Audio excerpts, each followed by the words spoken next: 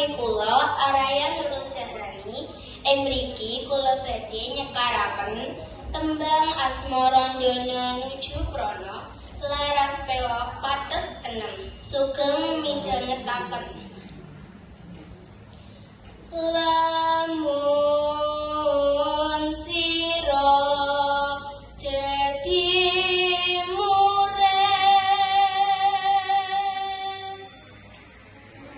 kudu ngerti tata krama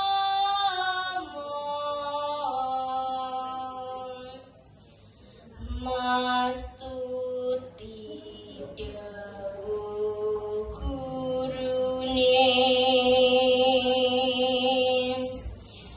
lan aja sira sembrono.